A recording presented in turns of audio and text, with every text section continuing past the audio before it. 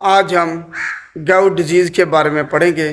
سب سے پہلے جان لیتے ہیں کہ گاؤٹ ڈیزیز بیسیکلی ہوتی کیا ہے۔ گاؤٹ ڈیزیز یہ جوڑوں کی ایسی بیماری ہے جس میں یورک ایسڈ جو ہے اس کے کرسٹل آپ کے جوڑوں میں وہ ہو جاتے جمع ہو جاتے ہیں۔ گاؤٹ ڈیزیز جوڑوں کی ایک ایسی بیماری ہے جس میں یورک ایسڈ آپ کے جوڑوں میں جمع ہو جاتا ہے، جس کی وجہ سے خاص طور پر آپ کے انگوٹھے میں بہت زیادہ پین ہوتا ہے، سویلنگ ہوتی ہے، ریڈنس ہوتی ہے۔ اس کے علاوہ باقی جوڑوں میں بھی یہ ہو سکتا ہے۔ زیادہ تر یہ انگوٹھے میں دیکھا گیا ہے، پاؤں کا انگوٹھا ہو یا ہاتھوں کا انگوٹھا ہو، لیکن یہ دوسری جو ہے نا پاؤں کی انگلیاں یا دوسرے جو جوڑ ہیں ان میں بھی یہ ہو سکتی ہے۔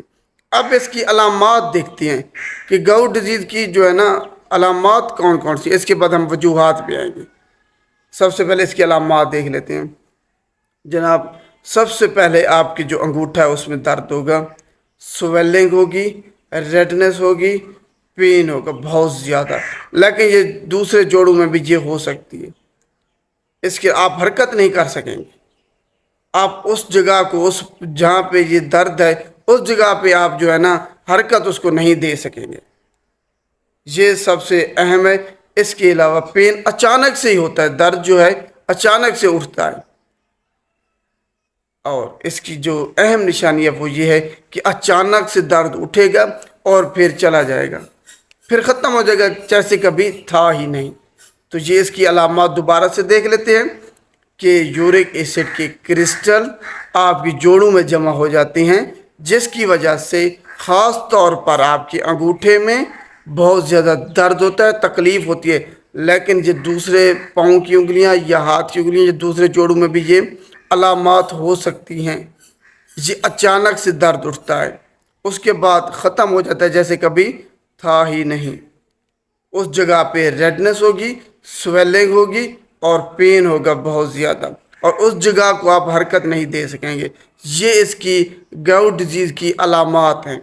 اب اس کی وجوہات دیکھ رہتے ہیں، آخر کون سی چیزیں گاؤٹ ڈیزیز کی وجہ بنتی ہیں۔ جناب اس کی سب سے جو بنیادی وجہ ہے وہ ہے آپ کا یورک ایسڈ کا بڑھنا۔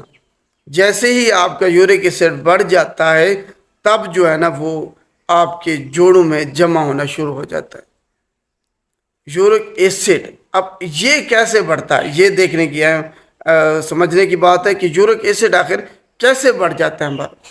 جناب اگر آپ موٹاپے کا شکار ہیں، آپ میں چربی بہت زیادہ ہے، آپ کا وزن بڑھ گیا ہے، تب آپ میں یورک ایسڈ بڑھ سکتا ہے۔ اگر آپ کولڈ ڈرنکس بہت زیادہ یا مشروبات پی رہے ہیں تب آپ کا یورک ایسڈ بڑھ جاتا ہے۔ اس کے علاوہ اگر آپ گوشت بہت زیادہ کھا رہے ہیں اور مچھلیاں، دالیں، بڑی جو دال ہے اگر یہ زیادہ استعمال کر رہے ہیں تب بھی آپ کا یورک ایسڈ بڑھ جاتا ہے۔ اگر آپ کوئی ایکسرسائز نہیں کر رہے تب بھی آپ کا یورک ایسڈ بڑھ جاتا ہے۔ اس کے علاوہ اگر آپ وراثتی طور پر بھی یہ جو ہے نا یورک ایسڈ آپ کا بڑھ جاتا ہے۔ اگر آپ پانی زیادہ استعمال نہیں کر رہے ہیں تب بھی آپ کا یورک ایسڈ بڑھ جاتا ہے۔ ایکسرسائز آپ نہیں کر رہے تب بھی آپ کا یورک ایسڈ بڑھ جاتا ہے۔ میٹابولک کوئی آپ کو ڈس آرڈر ہے تب بھی آپ کا یورک ایسڈ بڑھ جاتا ہے۔ کڈنی ڈیزیز ہے کوئی، آپ کے گردوں میں جو ہے نا پتھری وغیرہ ہے کوئی، تو اس سے بھی آپ کا یورک ایسڈ بڑھ سکتا ہے۔ تو یہ اس کی وجوہات ہیں۔ مین جو ہے وہ یہ ہے کہ آپ کا یورک ایسڈ بڑھے گا، یہ یورک ایسڈ بڑھنے کی وجہ سے ہی گاؤٹ ڈیزیز ہوتی ہے۔ اب علامات ہم نے دیکھ لی، وجوہات بھی دیکھ لی ہم نے۔ اب آخر میں اس کا علاج دیکھتے ہیں کہ آخر ہم اس کا علاج کیسے کریں اور اس بیماری سے کیسے بچیں۔ جناب سب سے پہلے آپ نے گوشت اپنا لمٹ کر دینا ہے، محدود مقدار میں گوشت کھانا ہے، دالوں جو بڑی دال ہے وہ بھی محدود مقدار میں کھانی ہے، مشروبات اور کولڈ ڈرنکس آپ نے بالکل استعمال نہیں کرنے، یہ آپ نے ذہن میں رکھنا۔ ایکسرسائز آپ نے ریگولرلی کرنی ہے، اپنا وزن جو ہے نا وہ کم کرنا ہے، جو موٹاپا آپ کو ہو گیا ہے، آپ کی چربی جو بڑھ گئی ہے اس کو آپ نے کم کرنا ہے، ایکسرسائز کرنی ہے، پانی آپ نے زیادہ سے زیادہ استعمال کرنا ہے۔ اس کے علاوہ پین کو، انفلیمیشن کو ختم کرنے کے لیے NSAIDs جو نان اسٹیرائڈل اینٹی انفلیمیٹری ڈرگز ہیں وہ استعمال کریں گے، اور ساتھ کارٹیکوسٹیرائڈ وہ بھی استعمال کریں گے۔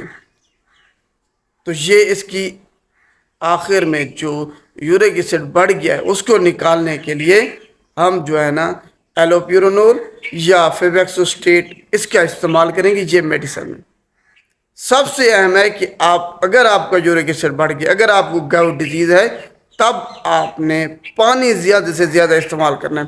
پانی وہ واحد چیز ہے جو کہ آپ کا یورک ایسڈ جلدی جلدی جو ہے نا آپ کے جسم سے باہر نکالے گی۔ تو یہ اس کا علاج ہے۔ امید ہے آپ کو گاؤٹ ڈیزیز کے بارے میں سمجھ آ گئی ہوگی کہ کون سی چیز اس کا وجوہات ہیں، اس کی علامات کیا ہیں اور اس کا علاج کیا ہے۔ اگر ویڈیو اچھی لگے تو اس کو لائک کیجیے گا اور شیئر بھی لازمی کیجیے گا تاکہ سب لوگوں تک یہ ویڈیو جائے اور ان کو پتہ چل سکے کہ یورک ایسڈ کا اگر بڑھ گیا تو اس کا علاج ہم نے کیسے کرنا ہے۔ شکریہ۔